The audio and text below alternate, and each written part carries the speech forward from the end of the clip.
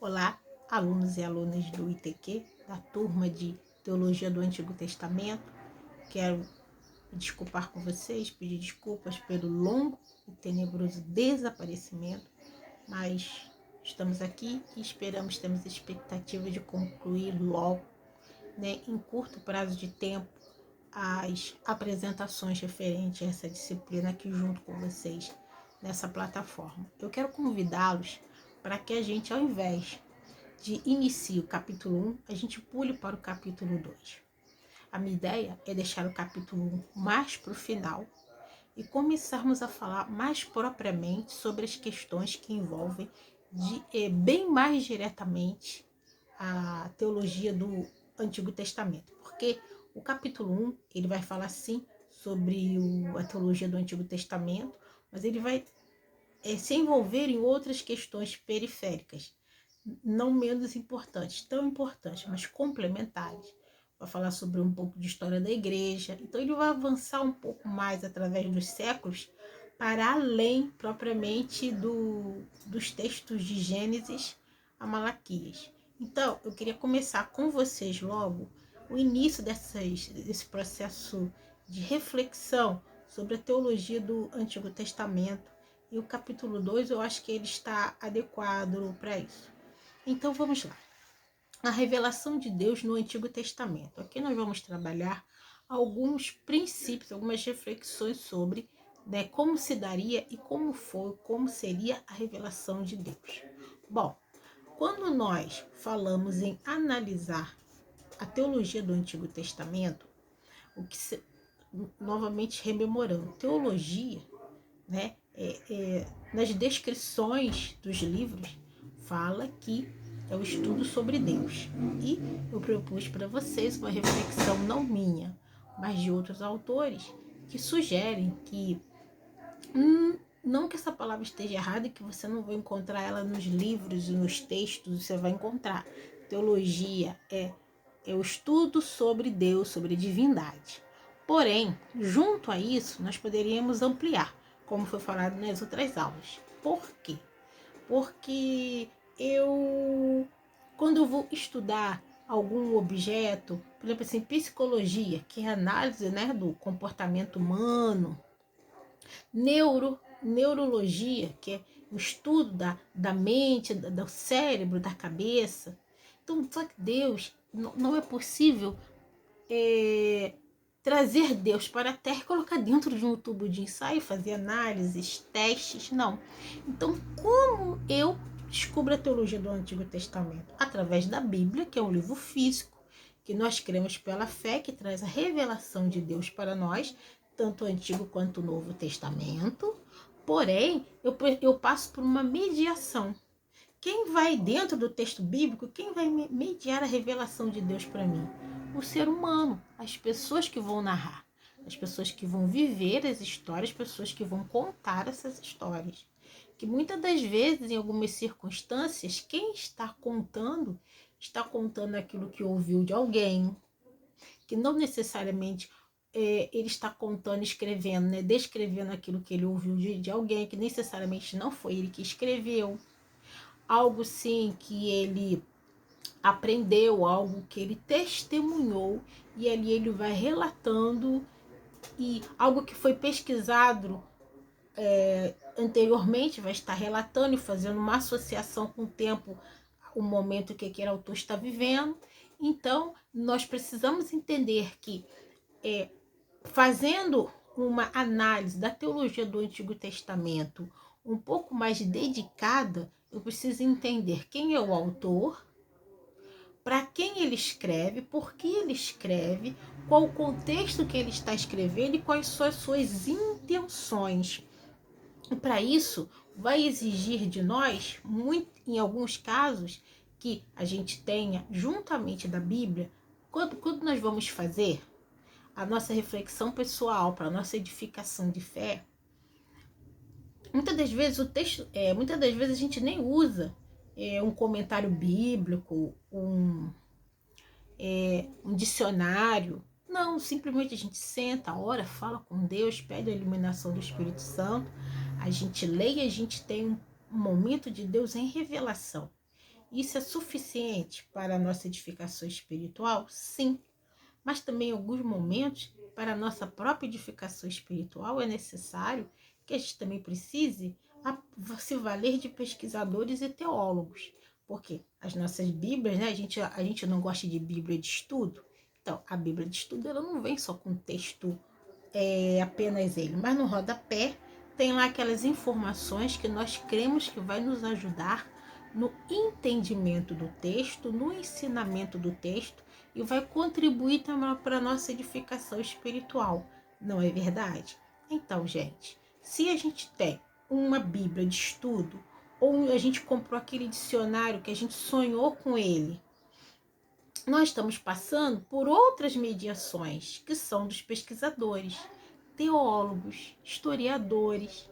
E essas pessoas, nem sempre cristãs, nem sempre evangélicas, vão fazer apontamentos para nós. E um elemento muito importante para o estudo, e quando eu falo isso, eu falo na Bíblia no geral, né? Um elemento muito importante são os especialistas da língua, homens que se dedicaram às línguas antigas, o aramaico, no caso do Antigo Testamento, e do hebraico, para que pudesse nos ajudar a compreender, porque existem muitas coisas que foram escritas na Bíblia, no Antigo e no Novo Testamento, palavras que não têm mais sentido na nossa cultura, porque analisar a Bíblia também é analisar a cultura e a tradição de um povo, ainda que muitas das vezes essa cultura não seja espiritual, não seja uma cultura santa, mas analisando uma cultura nós podemos entender o motivo da mensagem, ou podemos entender para que a mensagem é enviada, ou quem está recebendo a mensagem, ou quem está sendo confrontado com ela.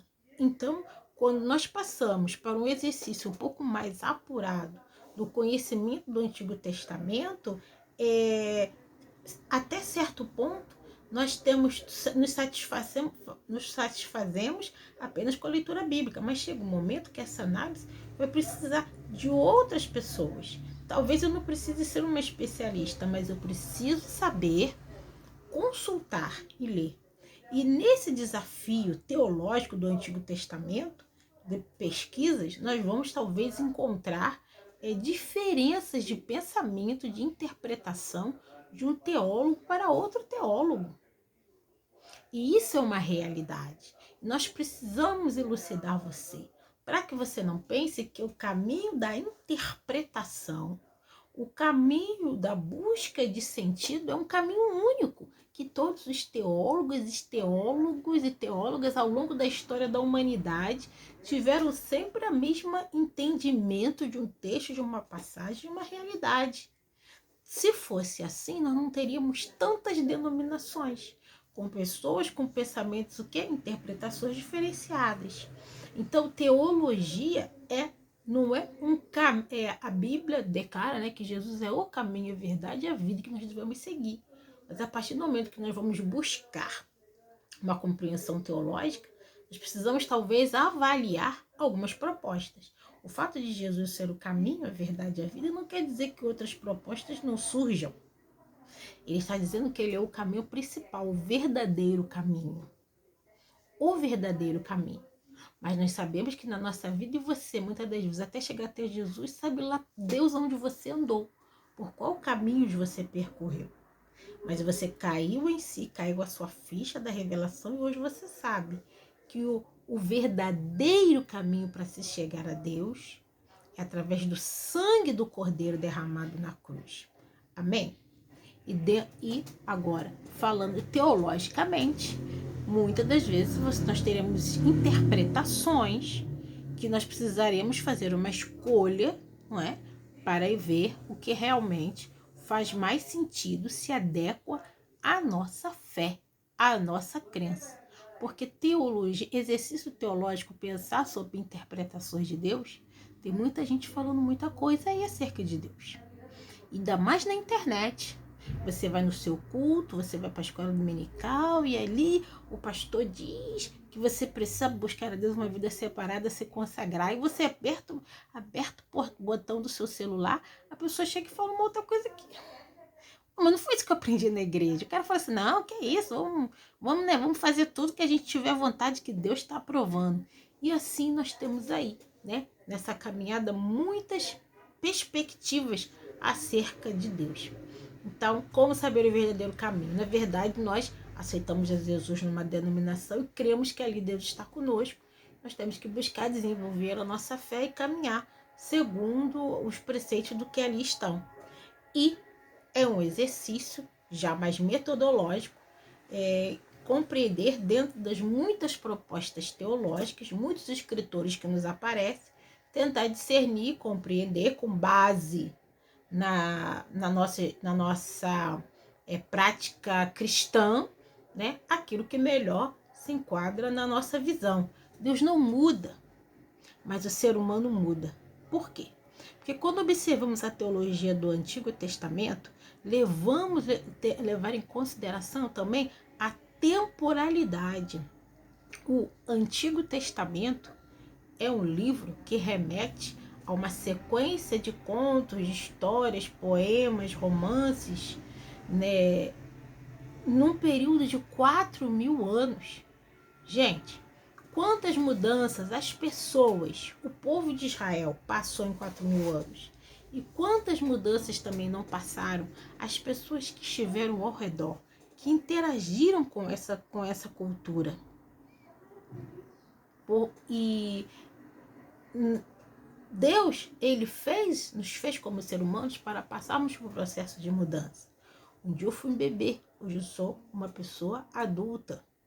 E nesse período todo eu passo por mudanças. A ideia de Deus é que em cada fase da nossa mudança, nós possamos provar uma vida com Ele. Porém, sabemos que, na verdade, nem sempre isso acontece. Que às vezes, no caminho das transições, as pessoas tomam outras atitudes. Então, falando sobre a temporalidade que me veio aqui, e foi muito interessante, quero compartilhar com vocês, que, por exemplo, nesses 4.000 anos de história, eu vou dar um exemplo. Se nós formos fazer um cálculo baseado na narrativa bíblica de Gênesis, Adão teria surgido há 4.000 anos atrás. Noé, há 2.500 anos atrás. Abraão, há 2.000 anos atrás. Então, se Adão surgiu há 4.000 anos atrás e Abraão há 2.000 anos atrás, Adão está no capítulo 2 de Gênesis e Abraão está no capítulo 12 de Gênesis. Então, o que seria uma narrativa de 10 capítulos foram, segundo a perspectiva bíblica, construídos em torno de 2.000 anos de história. Então, é muita coisa. Imagine como foi Adão, como foi o desenvolvimento do ser humano, por quais coisas ele passou, até que Deus se manifestasse a Abraão. Então, esse povo, essa geração de pessoas, essa terra povoada, eles vão começar a desenvolver e a construir e desconstruir formas de viver e interagir uns com os outros. E isso faz muita diferença nós pensarmos nisso. Para quê? Para que a gente possa tentar perceber que de um tempo para o outro, de uma passagem que nós conseguimos ler em menos de 1 hora, talvez, quanta coisa não mudou para aquelas pessoas. E aí Deus vai se revelando, mais através dessas mudanças, nós poderemos compreender essa interação, Deus e homem.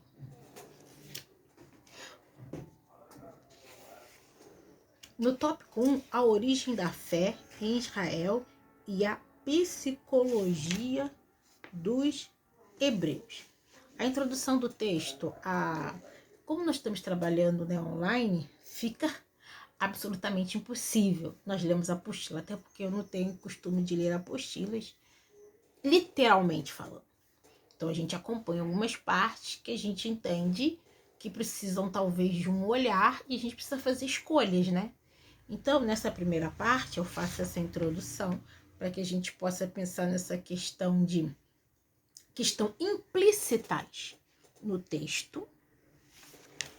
E passamos para a página 28.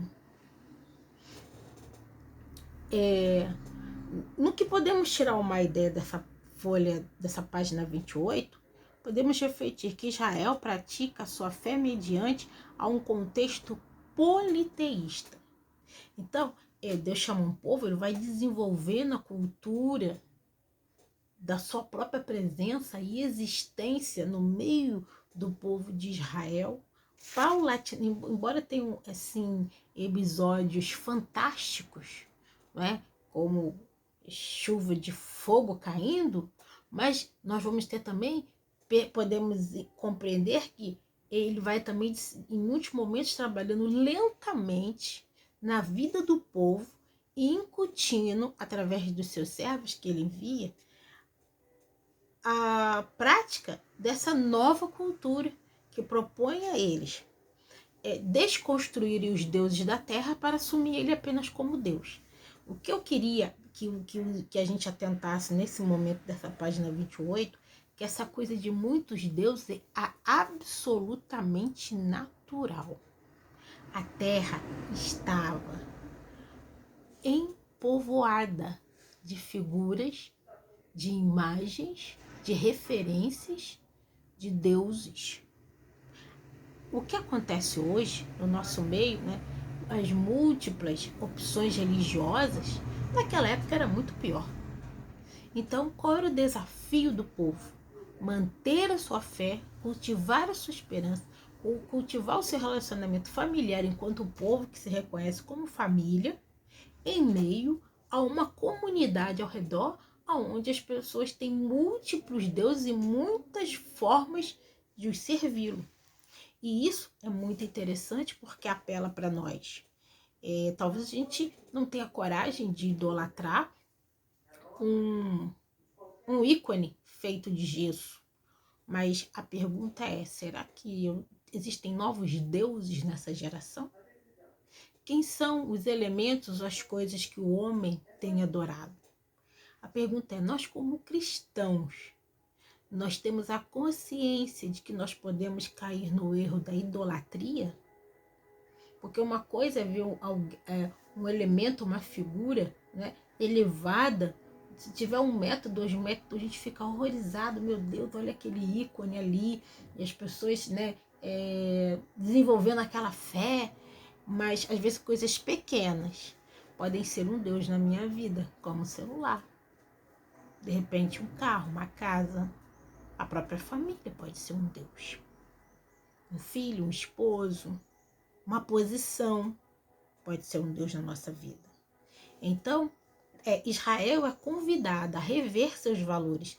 E nós podemos notar, sim, que a Bíblia, agora eu fazendo uma pequena reflexão sobre a página 29, que a Bíblia, ela não mostra apenas momentos lindos do homem com Deus, e o povo de Israel ali, eles se amando, Jesus, Deus beijando as pessoas beijando os pés do Senhor, se prostrando ao chão, e tem momentos como esse. Mas também a Bíblia ela não oculta os momentos de infidelidade do povo, em que o povo, mesmo estando junto, fazendo parte da mesma comunidade, onde deuses se manifestam no meio do povo. Quando eu falo se manifestam, não assim uma manifestação transcendente, um vento que empurrou lá as tendas, não falo isso, mas muitas das vezes eles estão ocultos no meio do povo. E uma coisa muito interessante que eu ouvi um pastor falar, que inicialmente Deus tira o povo de Israel do Egito, só que quando vai para o deserto, qual é o desafio? É que as pessoas tirem o Egito de seus próprios corações. Porque foi o mesmo povo que saiu do Egito dançando, que virou e falou assim, depois de um tempo, vamos escolher outro líder, vou jogar esse Moisés de lado, escolher alguém e vamos voltar para o Egito. Então, a gente vê sempre um relacionamento de graça, de amor de Deus. Alguém vai dizer, mas como no Antigo Testamento não tem graça? Imagina se não tem a graça de Deus. Porque se não tivesse, se nós fôssemos enumerar as falhas e as chamadas de Deus para com Israel, esse povo não teria existido há muito mais tempo. Porque, embora tenha algumas atitudes, consequências que vieram abater o povo, mas a semente sempre permanece. E o povo sempre floresce. E Deus sempre envia os seus profetas.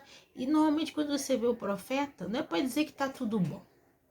A maioria das vezes, quando o profeta aparece no Antigo Testamento, é para questionar os pecados do povo.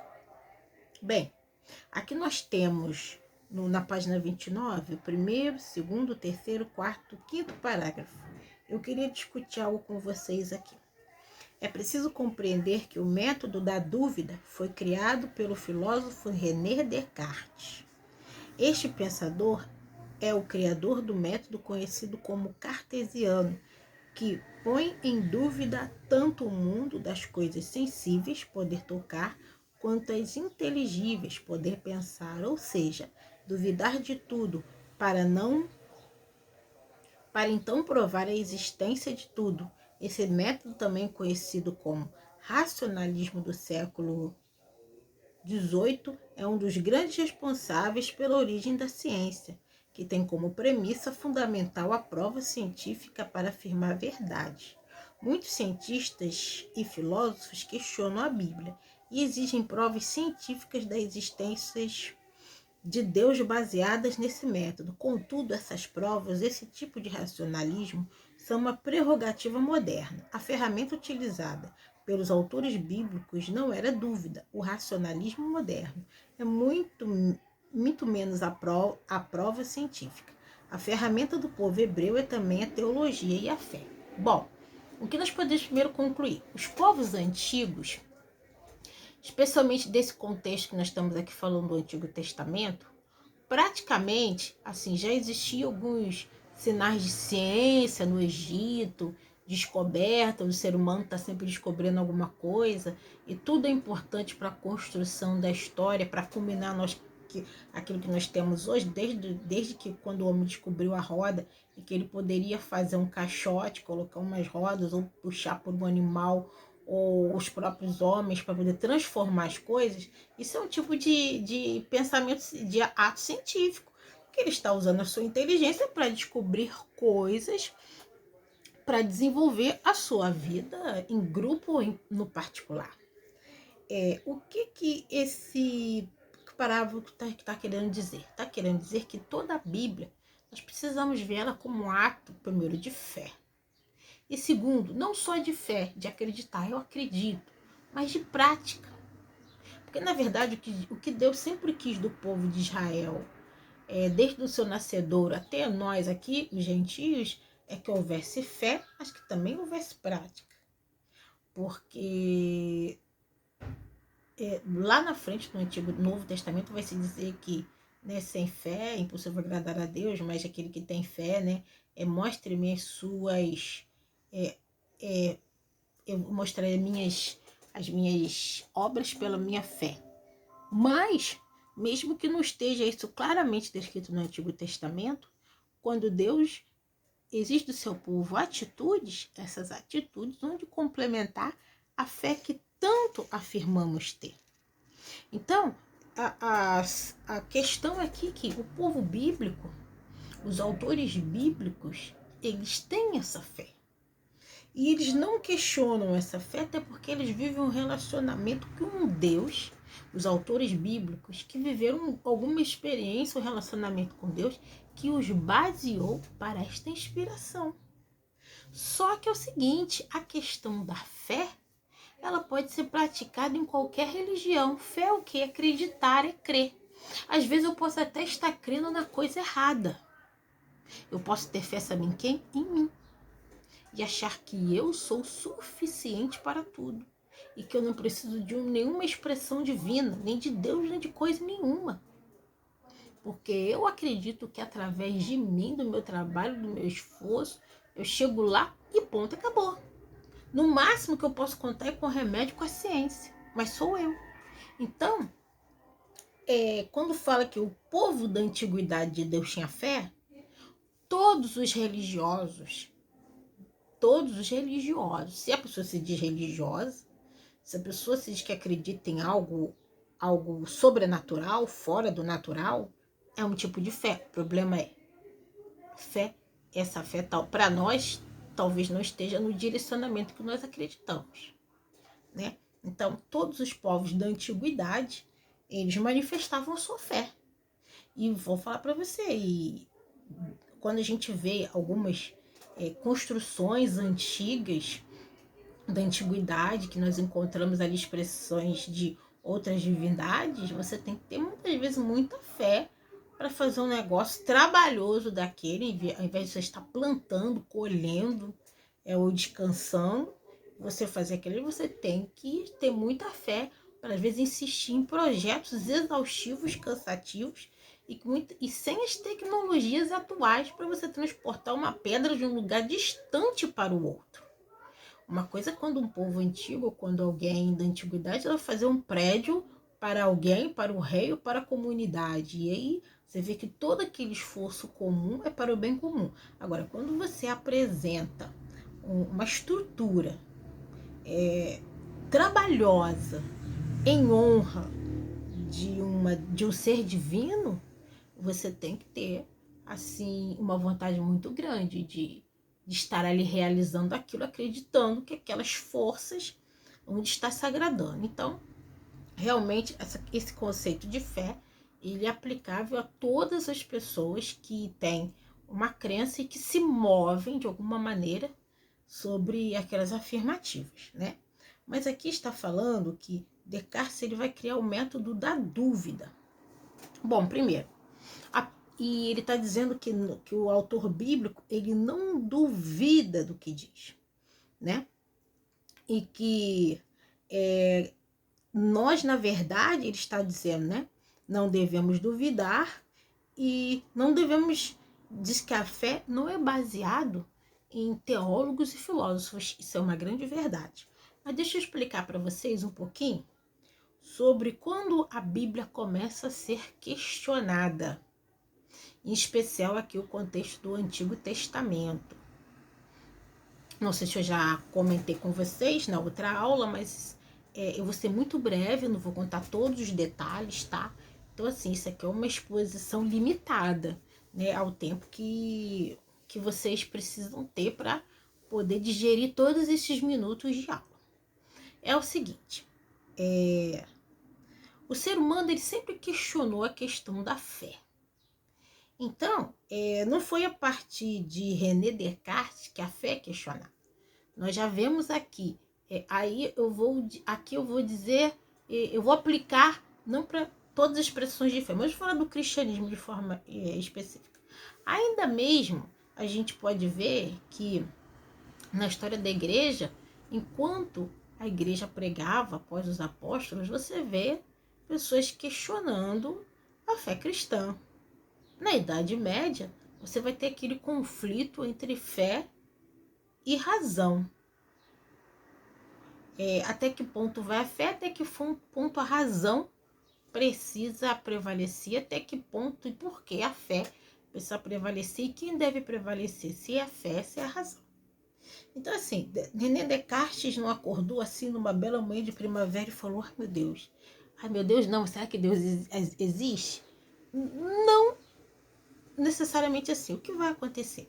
Aqui eu vou falar no contexto, né, de René Descartes. Ele é um homem que está vivendo no tempo em que, nos últimos anos, muitas novidades aconteceram. René Descartes, nós estamos falando aqui no contexto europeu, tá? Da Europa. E quando os navegadores europeus chegam à América e eles se deparam com aquelas, então, pessoas, e tanto no o que nós chamamos de Estados Unidos e depois, posteriormente, com Pedro Álvares Cabral em 1500, René Descartes nasceu 96 anos depois do descobrimento do Brasil. E isso pode ser um apontamento significativo. Por quê? Quando você encontra aquelas novas terras, supostamente falando, né, que seriam as Américas e consequentemente, né, eles vão se questionar e perguntar, essas pessoas que nós chamamos de indígenas, e olhar para aquela pele, aquele jeito de viver, o povo europeu vai se questionar e se perguntar, será que essas pessoas têm alma? E alguém vai perguntar, por que a Bíblia não falava sobre essas pessoas? Porque na cultura e no entendimento deles, até algumas décadas, anos atrás, do descobrimento das Américas, né, que é 1400 do que seria Estados Unidos, 1400 e agora eu não me lembro o que, as pessoas acreditavam que se elas saíssem muito distante do continente, o monstro marinho ia comê-las, ou então tinha um abismo e os navios eles iam descer por um abismo sem fim, porque eles acreditavam que a Terra era plana. Com o avanço das reflexões do descobrimento, aí alguém fala assim, não, peraí, a Terra não é plana. Aí o outro doido fala que a Terra gira em torno do Sol e não o Sol gira em torno da Terra. Todas essas novas reflexões, esses novos descobrimentos, as Américas, a gente lida com isso com muita maturidade. Mas ao longo das décadas, de 1400, 500, isso vai criar um fervor, uma confusão, porque as pessoas vão dizer, mas como assim? Porque o homem vai desenvolver métodos e ele vai chegar à conclusão de que o mundo não era como se pensava. Aí alguém questiona, mas se existe tudo isso, por que a Bíblia não fala sobre isso? Quer ver só um exemplo?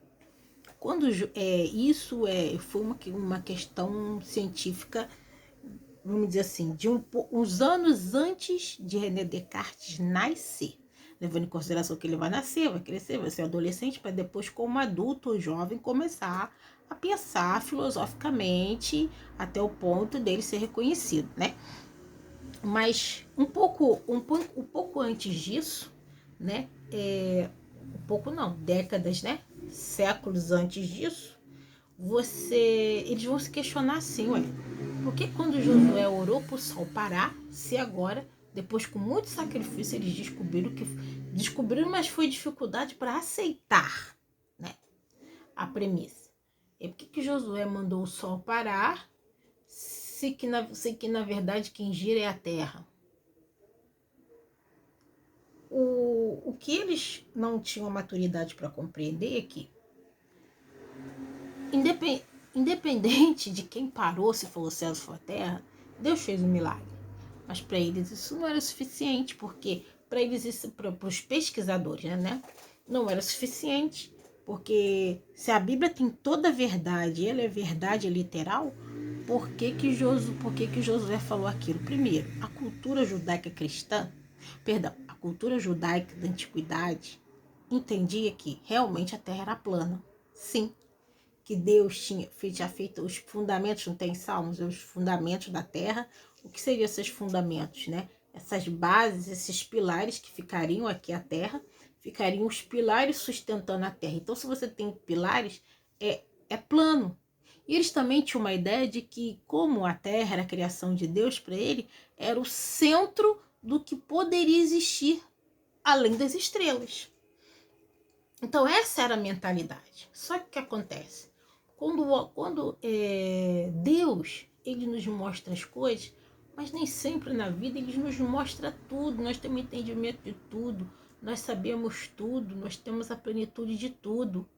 Josué, ele tinha uma necessidade, ele precisava de mais tempo para a batalha, ele cansava de ver o sol para lá e para cá, então ele entendeu que quem se mexia era o sol, nem a terra.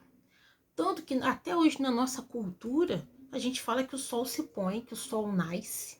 Ah, o sol nasceu, já nasceu o sol. Até hoje nós falamos isso. Com todo o entendimento que nós temos, já fizemos a quinta série há muito tempo, e até hoje nós falamos disso, porque isso é uma forma poética de se referir.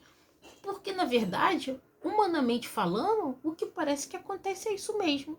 Então, eles vão começar, como eles têm essa ideia de que a Bíblia tem toda a verdade, tudo é verdade, eles tiveram dificuldade de separar o que é humano, o que é divino, o que é entendimento do homem, o que é revelação de Deus, o que é postura de Deus, o que é postura do homem, o que é a mente do homem.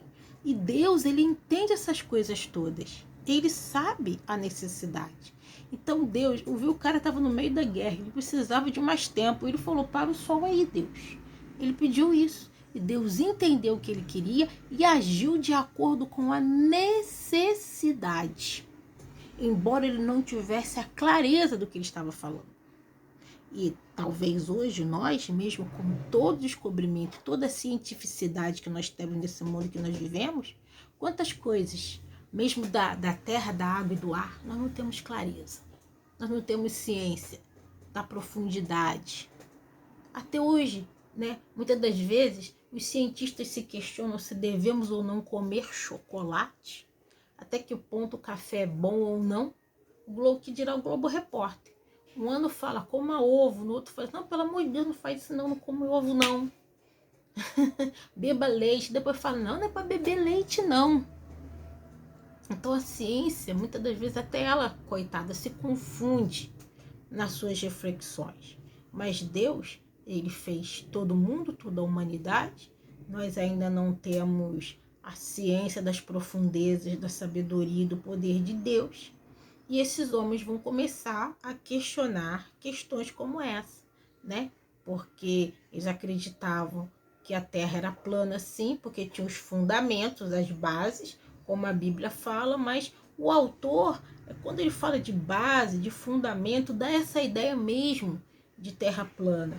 Aí eu digo para você, Deus permitiu ao profeta Isaías, aos homens da antiguidade bíblica, acharem que a terra era plana? Sim, ele deixou de pensar.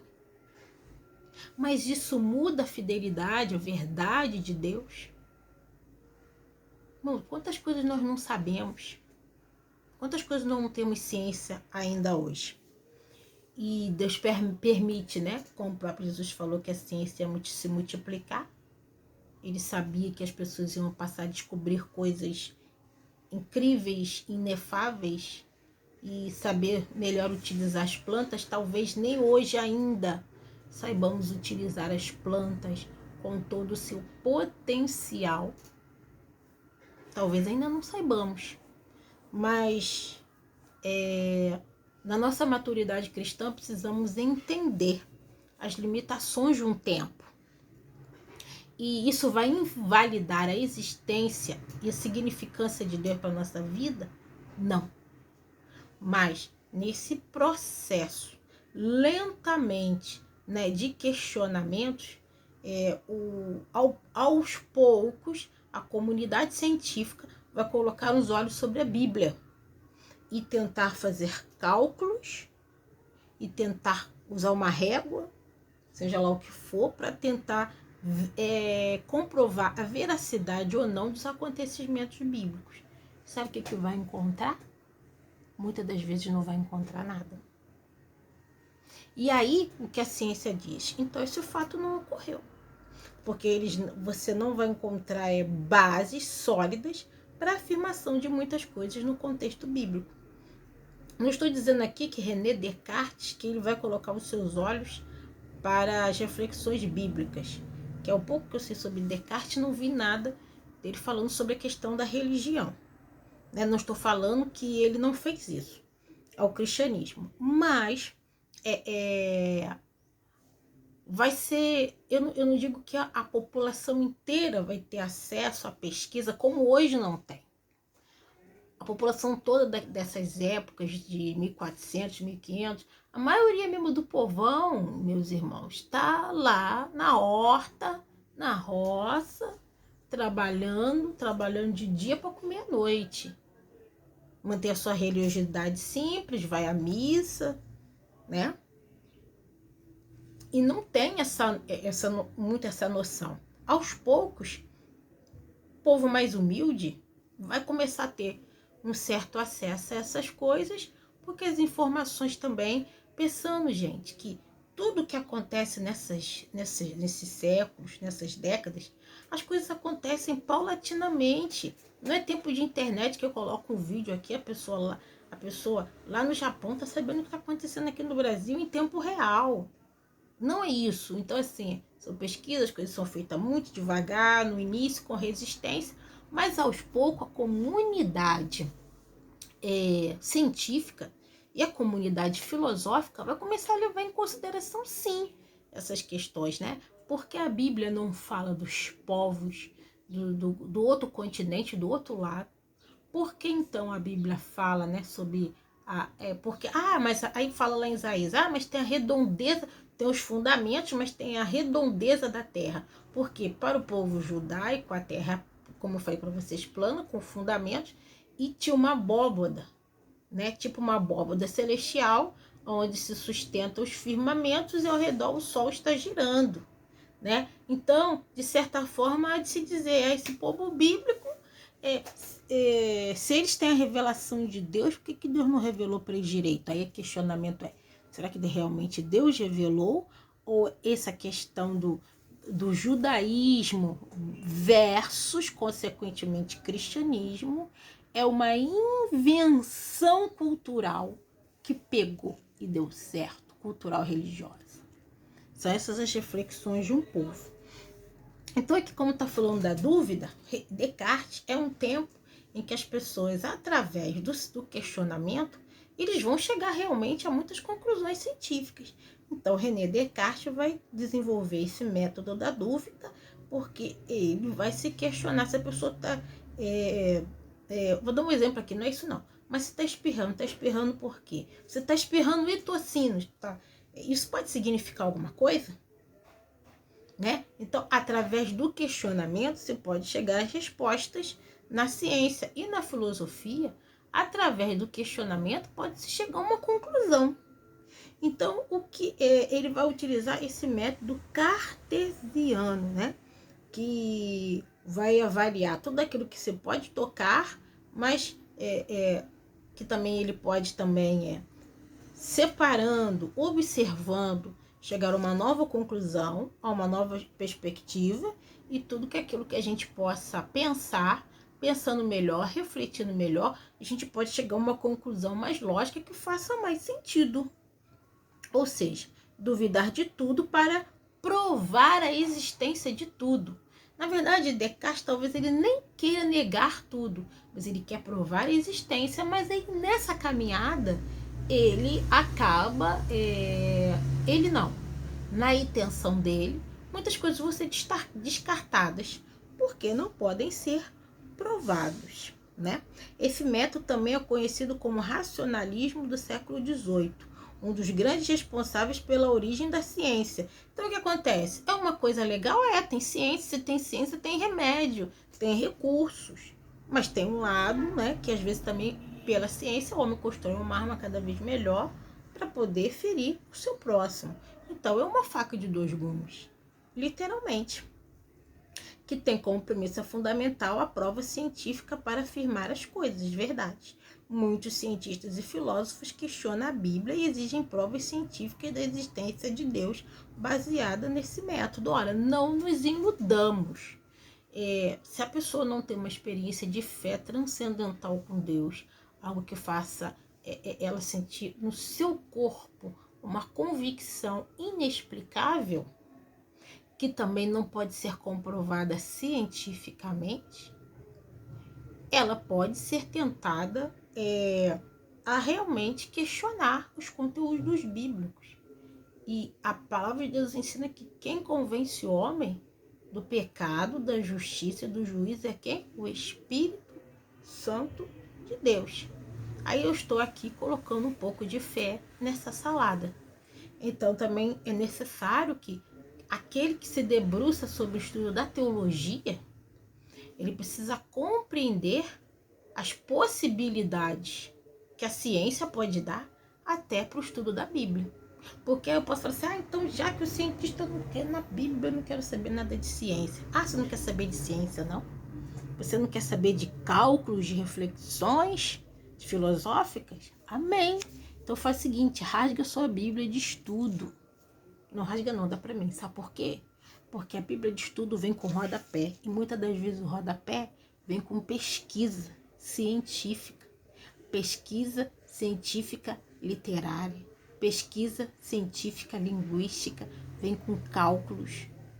E o que a verdade é que eu vou falar para vocês. O que eu procuro fazer? Eu procuro aquilo que é científico que me ajude a confirmar a minha fé, particularmente. Se eu tenho uma premissa filosófica ou científica que não dá base para a minha fé, eu preciso observá-la mesmo assim. Assim, eu não sou teóloga, né?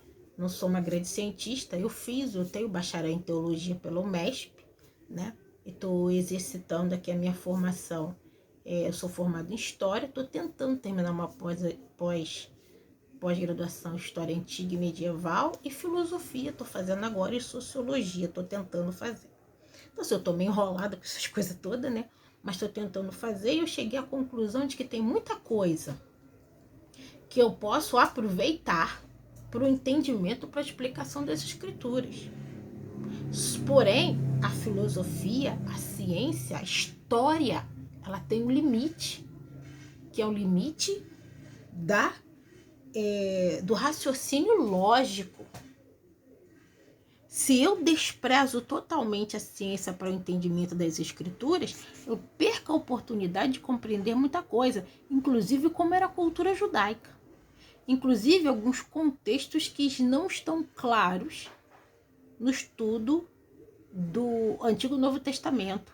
Por exemplo, com a arqueologia, que nada disso é arqueólogos, historiadores, filósofos, cientistas, você pode até ter um que seja isso tudo cristão. Não, isso tudo é impossível. Que seja aí alguma coisa dessa cristão, mas uma boa parte dessa galera, uma parte significativa, eles não têm a prática do exercício da fé. Porém, através da arqueologia, mesmo ela não sendo evangélica, o problema é que a gente quer tornar a arqueologia, a ciência, a filosofia, a história, que a gente quer evangelizar ela como se elas estivessem a serviço da fé cristã, e não é. Nós precisamos ler, ver o que nós podemos reter para a nossa edificação, para o nosso crescimento intelectual e para ampliar o conhecimento bíblico. Porque, arqueologicamente falando, tem os estudos que falam sobre como era o terreno, como era a questão geográfica da Palestina no ano de 1500 a.C., aproximadamente no período em que Josué adentra a Terra Prometida, e nos anos consecutivos, nesse estudo arqueológico, a gente vê o desenvolvimento social das pessoas que habitavam aquela terra. Então a gente pode aprender muita coisa de como era a realidade agrária, a realidade geográfica dos territórios antes, claro, né, e depois e durante a formação do território palestinense, que seria o território palestinense hoje, como terra de Israel. Então, a partir dali a gente tem um grande crescimento e consegue até compreender o motivo pelo qual é o povo que pediu, possivelmente o povo pediu a Samuel um rei. Por quê? Por causa dos problemas sociais que estavam acontecendo, que não está muito claro nas escrituras, mas com o estudo arqueológico nós podemos ter uma perspectiva melhor sobre isso. eu tenho um livro sobre isso, né? Publicado por um professor da Universidade Metodista de São Paulo, que foi onde eu estudei, e ele fala brevemente sobre isso e é maravilhoso. O título do livro, que você não vai encontrar na internet, o título do livro é As Monarquias de Israel. Então, assim, e isso, ele vai trabalhar sua fé, a oração, uma revelação espiritual? Não. Ele vai recorrer ao método científico chamado arqueologia. E também, eu não sei se tem um pouco de história, possivelmente tem história, né? Porque a história trabalha com documentos, papéis, não tem história.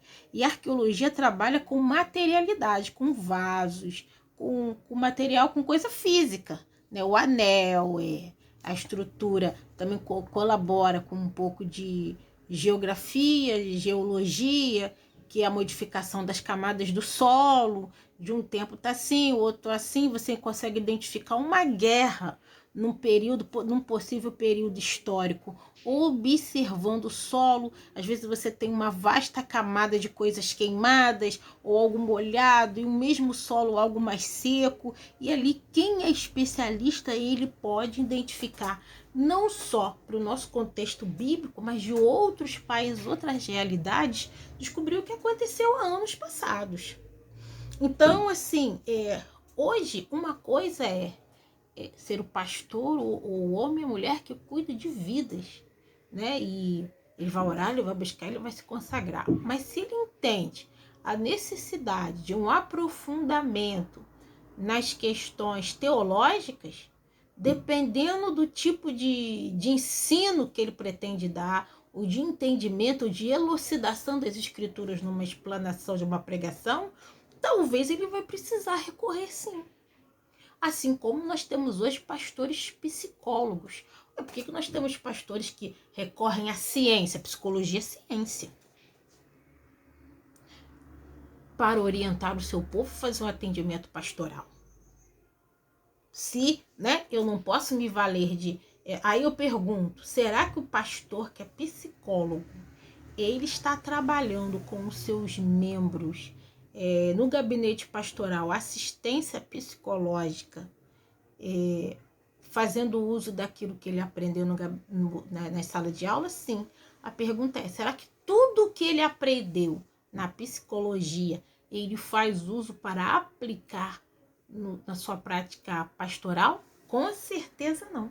Porque alguns princípios psicológicos, talvez algumas orientações, alguns apontamentos, que são, sim, contrários à palavra de Deus.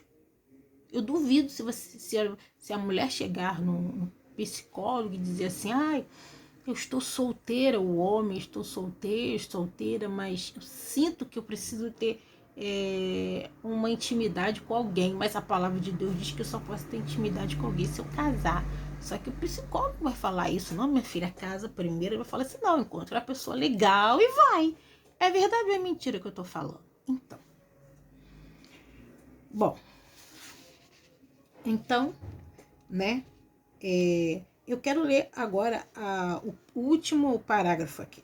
Segundo von Hard, vinda de uma fonte transcendente, a revelação divina escapa à plena compreensão do homem, tanto do antigo como o do moderno. Contudo, a Bíblia expressa a revelação de Deus e seu contato com a experiência humana, que por sua vez é diferente da experiência científica.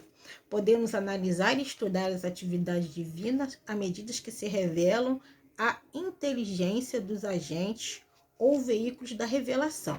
Ora, os profetas e personagens bíblicos sempre tiveram plenamente certos do que o Senhor falava por eles. Sim, isso é verdade. Mas como eu falei para você, a ciência ela pode elucidar passagens, ela pode elucidar mensagens, mas também, né, a ciência pode trazer dúvida. Isso é verdade. Não nos enganemos, né? A ciência ela pode elucidar, mas ela pode trazer dúvida, assim como a psicologia e assim como a pedagogia. A pedagogia nos ajuda muito, né, no trabalho com o ensino na igreja, com as crianças. Temos a andragogia que nos ajuda nos ensina com os adultos, Mas será que tudo que um grande expoente da pedagógica, da pedagogia contemporânea é Paulo Freire, será que tudo que Paulo Freire ensina é bom para a gente colocar na igreja, assim como os outros? Mas eu vou deixar de, mas se eu tenho uma formação pedagógica, eu vou deixar de aplicar alguma coisa que tem de bom no pensamento científico? Não vamos deixar de fazer isso, né? Agora eu quero que você acompanhe comigo a página 30. O tópico 2, a existência de Deus e a autoridade do Antigo Testamento. Para os escritores do Antigo Testamento, não surgiram dúvidas sobre a existência de Deus, como foi citado antigamente. O antigo não defendia a existência de Deus. Perdão, o Israel antigo não defendia a existência de Deus, nem tentava prová-la. O povo simplesmente aceitava, sim. Isso é a pura verdade. Porém, nós vamos ver aqui, dentro de Israel, crentes que não estavam crendo. Por exemplo, quando Jezabel está lá, né, e confronto com o profeta e Acabe e o profeta Elias chega para o povo e fala assim: se vocês querem seguir a Baal, vocês seguem. Se vocês seguem a Deus, vocês sirvam. Por quê? Porque na verdade estava claro que o povo estava dividido na sua fé. Não é o pessoal que não eram os pagãos, era o povo de Deus. Mas por acaso a infidelidade do homem invalida a fidelidade de Deus? A existência de Deus é pressuposta no Antigo Testamento, que é o finalzinho do assunto da página 30. Mas desculpem, acompanhem comigo a página 31, e aqui vai falar sobre a autoridade do Antigo Testamento. Nesse parágrafo aqui, o assunto em questão é que todo o Antigo Testamento é válido para a nossa edificação espiritual, né? Das muitas coisas que é falado aqui, eu quero destacar algo, que é o seguinte: todo testamento é válido, porém, algumas coisas do Antigo Testamento não são mais práticas da comunidade cristã atual, do cristianismo. E, por exemplo, a prática de sacrifícios de animais e ofertas, não utilizamos mais isso. Então, como a gente vê que assim, é um assunto muito delicado no momento que nós estamos vivendo agora. Se eu falasse isso há 20 anos atrás, não tinha problema nenhum. Mas como eu estou falando hoje, pode ser perigoso. Uma coisa que eu vou dizer: a Bíblia precisa ser contextualizada.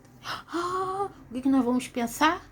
No pessoal de alguns movimentos que querem viver uma vida cristã, mas assumindo, trazendo para si posturas e iniciativas que a igreja cristã tradicional não tem. Eu não vou citar porque está na internet, né? Esse nosso canal aqui é bem limitado na questão das pessoas que o assistem, mas eu posso correr o risco de alguém, né, de algum movimento ouvir isso e processar. Mas nós temos a igreja contemporânea, e vocês sabem quais os princípios da igreja contemporânea, aquilo que ela está trazendo para aquele corpo de pessoas, de ensinamentos com relação às questões da sexualidade, que a Bíblia condena, que nós cremos que a Bíblia condena e que eles falam que a Bíblia aceita. Então, porque eles falam que a Bíblia tem que ser, vamos ver pessoas que nem são crentes falando assim: a Bíblia está desatualizada e descontextualizada. Então, hoje, uma palavra que há 20 anos atrás as pessoas ouviam com tranquilidade, porque falar em contextualizar a Bíblia é explicar melhor. Hoje, essa palavra pode ter um sentido totalmente negativo. Viu? Isso acontece de Gênesis a Apocalipse. Uma palavra que ela é aplicada, de certa maneira, em Josué, dentro dos originais, provavelmente no texto de Jeremias, ela tem um outro sentido. E, de repente, se a gente pega os dois sentidos, faz uma tradução só e transpõe uma tradução para um outro contexto mais longevo, nós podemos criar uma confusão de entendimento. Por isso que é muito importante estudar a cultura, e se a gente não tem toda essa formação, é necessário ao menos a gente conhecer ou aprender a reconhecer os autores, dos pesquisadores, para fazer essa pesquisa e buscar elucidar as coisas da melhor maneira possível. Lembrando que não seremos sabedores de todas as coisas. Aqui o que eu quero dizer é o seguinte: nós temos toda uma explicação sociológica, histórica e espiritual para justificar não mais a gente o uso dos sacrifícios. Porque nós vamos entender que em Cristo, né, numa nova aliança com Cristo, os sacrifícios humanos, como fala lá, se eu não me engano, em Hebreus, eles tomam a forma da manifestação do Cristo que se coloca entre nós e Deus como sacrifício perpétuo para a nossa salvação. Não sei se também Romanos fala alguma coisa assim. E por causa disso, pelo sangue derramado do Cordeiro, nós não mais, Jesus falou, eu sou o Cordeiro de Deus que tira o pecado do mundo. Então Jesus, quando fala isso, ele está se remetendo ao Antigo Testamento e diz, gente, olha só, sacrifícios, né, de animais, a partir de vocês vão começar a viver uma nova realidade. Por quê? Eu vou fazer o sacrifício e vocês têm que reconhecer a minha salvação. Então, não tem como a gente fazer aqui um estudo elaborado. Esse é o desafio do nosso curso, né? Porque nós poderíamos, de repente, eu não sei se em outra disciplina vocês fazem isso, pega alguns pontos do Antigo Testamento que foram atualizados na nova prática cristã e fazer um estudo, explanar sobre isso e identificar por que fizemos essa transição de não mais termos o culto, esse tipo de culto. Não temos mais o véu, porque o véu foi a partir do momento que o véu foi rasgado no templo antigo, lá o templo de Herodes na época de Jesus, nunca mais se fez véu, né? E tantas outras coisas que nós não praticamos mais, como por exemplo, uma coisa muito interessante, a questão da menstruação, como o Israel no Antigo Testamento lidava com isso, como lidava no Novo Testamento e como nós hoje, mulheres e os homens, entendem essa questão do Novo Testamento, da menstruação da mulher. Porque se nós fôssemos, né, a Bíblia, ela é toda, por isso temos que ter esse cuidado, esse discernimento, esse estudo, essa sabedoria para saber que algumas coisas, de fato, sim, né, elas precisaram ser atualizadas, senão nós hoje, mulheres, de que a gente menstrua, a gente não trabalha, a gente não faz nada, fica todo dentro de casa, não vai na igreja, né? E quantas outras coisas mais. Agora eu vou aqui provocar a igreja do Evangelho Quadrangular e as pastoras, não é? Tem muita gente falando aí que pastora não existe. Não, a igreja metodista que eu faço parte, ela tem uma tradição também com relação às pastoras, né? Muito antiga, mas uma coisa muito forte, muito significativa. A igreja quadrangular, que uma mulher, né, a Aimee, sentiu de Deus a chamada. Alguém podia dizer assim, ela estava doida, porque Deus não chama mulher, entendeu? E aí você quadrangular, você tem um desafio de fazer uma transposição teológica, sociológica, espiritual, para legitimar dentro da sua fé que uma mulher pode ser uma pastora na igreja. Certo? E não apenas a pastora, porque a igreja metodista ela vai começar com homens, no futuro ela vai ter pastoras, mas é uma igreja que começa com uma mulher. Gente, isso é um absurdo. Ué, mas na fé do seu Cristo pode, e no Cristo do outro não pode? Entendeu, irmãos? Como é essa questão? A perspectiva teológica não caminha, ela não segue os mesmos caminhos, porque na verdade teologia não é revelação de Deus. Teologia é o que o homem entende sobre Deus. Pastora na igreja é uma questão teológica que antigamente se discutia mais, hoje se discutia menos, mas até hoje eu ouço gente falando na internet, não pode ter pastor, isso é maluquice. Mas a igreja quadrangular não deixa de avançar. E ela vai ter, primeiro ela vai trabalhar com o quê? Com a fé. Teologia, ela é uma mistura de razão e fé. A gente pode dizer assim, tá? Tô dando um chute aí. ela pode ser uma mistura de razão e fé, porque ela vai, precisa, Deus doa meios para a gente pensar, né? Para a gente raciocinar, mas em alguns momentos a gente não pode raciocinar conforme a perspectiva do homem, né? E às vezes a gente, em algumas coisas na interpretação, no entendimento das escrituras, naquilo que teologicamente o homem entende, nós precisamos seguir essa visão que vai ser boa para nós, e algumas coisas talvez a gente precise descartar. Então, nós vamos ter algumas coisas. Outra coisa que vai ser modificada, né? A questão do ministério levítico. Você não tem mais aquele grupo de homens, sacerdotes, que ficou especialmente no templo tocando e cantando. Alguém pode falar, levita, tudo bem. Uma coisa é você falar isso, outra coisa é você viver a inteireza daquele ministério conforme as escrituras. E vou dizer mais. Davi passa a fazer parte do ministério levítico quando ele ia se apresentar em adoração no templo do Senhor, sendo que a tribo dele não era de Levi. Ele não era de tribo sacerdotal. E ele vai quebrar uma direção que você tem no Deuteronômio, e ele vai assumir uma postura. Porque ele está lá no meio, que na hora do serviço sacerdotal levítico, é os meninos que estão lá. Ele está lá louvando e adorando, engrandecendo o nome do Senhor.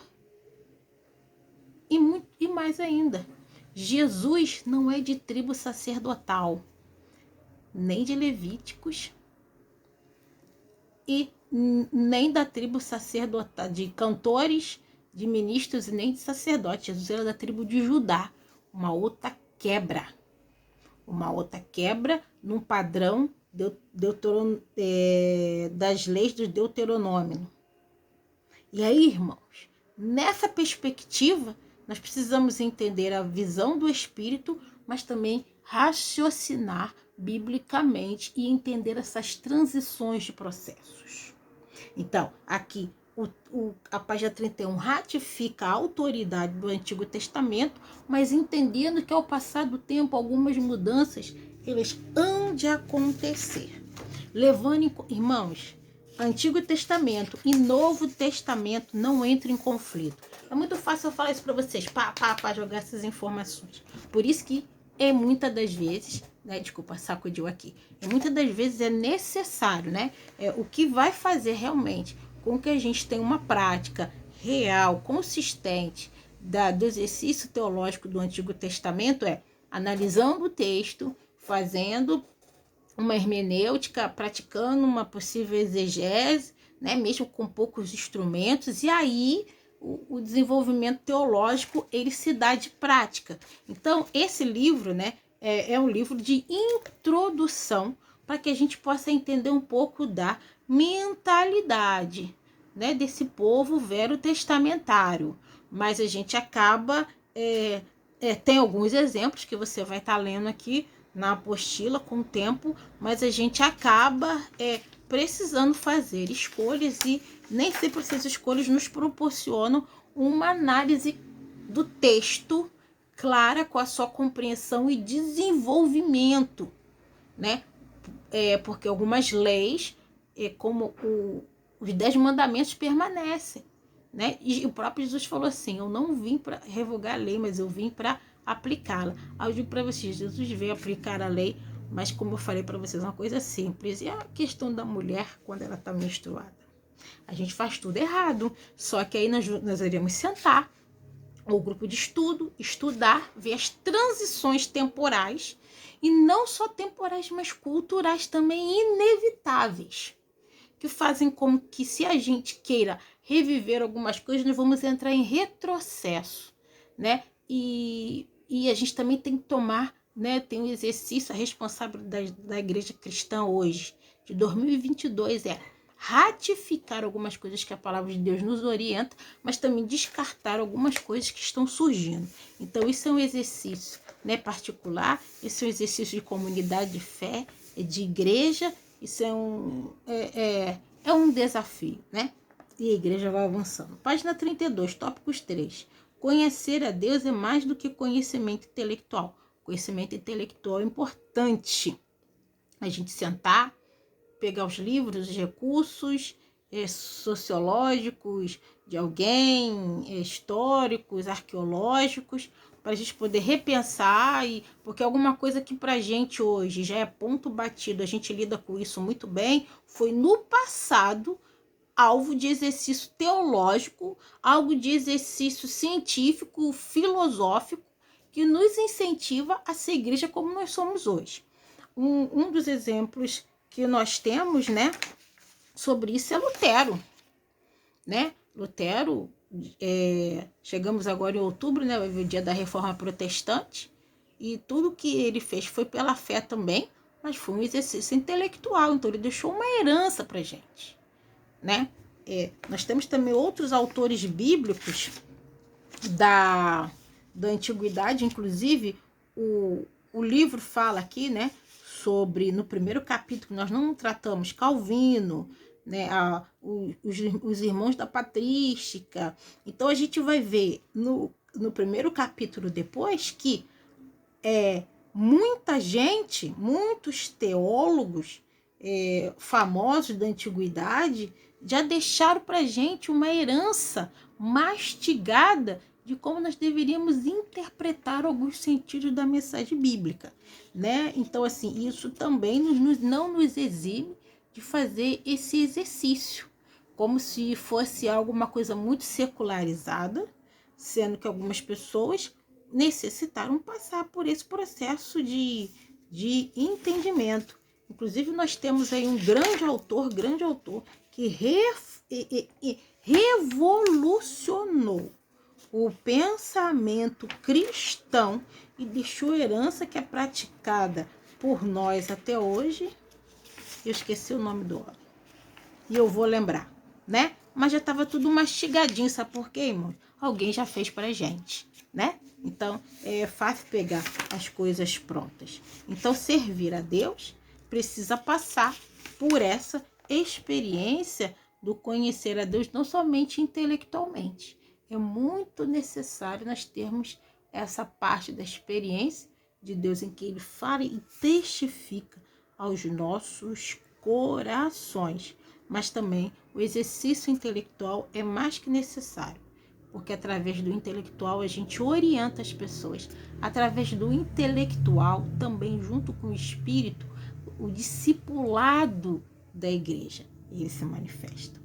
Então, conhecer a Deus é mais que conhecimento intelectual. No Antigo Testamento, Deus se apresenta nas experiências religiosas dos homens e não nas suas especulações filosóficas e científicas, embora seja possível que Deus fale conosco, né, através da ciência, até através do nosso pensamento, né?